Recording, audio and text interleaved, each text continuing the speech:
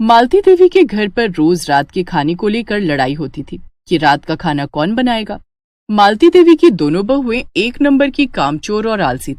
शाम होते ही दोनों को इतना आलस आता था कि रात का खाना बनाने में उनकी शामत आती थी।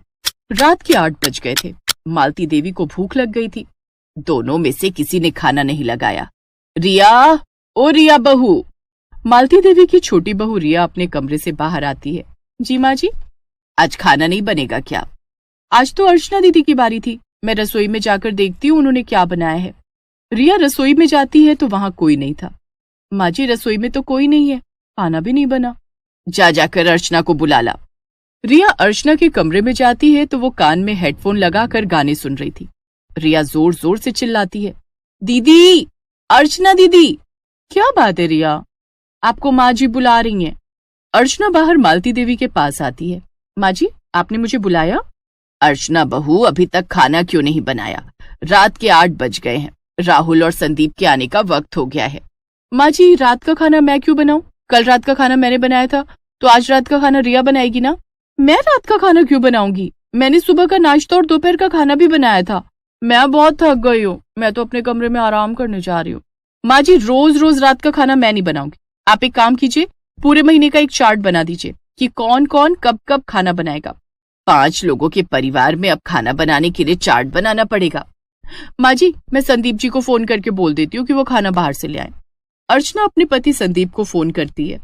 संदीप जी, आज आप सबके लिए बाहर से खाना पैक करा कर ले आइए। मैं खाना बाहर से ले तो आऊंगा, लेकिन लेट हो जाएगा। अभी मैं ऑफिस से निकला हूं, अब खाना पैक कराने होटल जाऊंगा तो मुझे घर आने में 10 बज जाएंगे। कोई बात नहीं, 10 बज जाए तो बज जाए, लेकिन मैं तो खाना नहीं बनाने वाली। संदीप सबके लिए खाना पैक कराकर रात के 10 बजे घर आता है। भूख के मारे मालती देवी की आंतें कुलबुला रही थी। वो तो खाने पर टूट पड़ती हैं। माँ जी, थोड़ा इंतजार तो कर लेती, मैं सबके लिए खाना परोस ही रही थी। बहू, मैं रात के 8 बजे से खाने का इंतजार कर रही हूँ, अब मुझसे नहीं रहा जा रहा था। बाकी लोग भी खाना खाकर सोने चले जाते हैं। दूसरे दिन अर्चना ने सुबह और दोपहर का खाना बनाया। शाम होने वाली थी। आज सुबह और दोपहर का खाना दीदी ने बनाया है। रात का खाना बनाने की जिम्मेदारी मुझ पर आ जाएगी। मैं अपना फेवरेट टीवी सीरियल नहीं छोड़ने वाली। रिया ने अपने दाहिने हाथ की उंगली पर पट्टी बांध ली और उस पर लाल रंग लगा लिया। अर्चना ने रिया की उंगली देखी। ये तुम्हारी उंगली को क्या हो गया रिया? सुबह तक तो तुम्हारी उंगली बिल्कुल ठीक थी।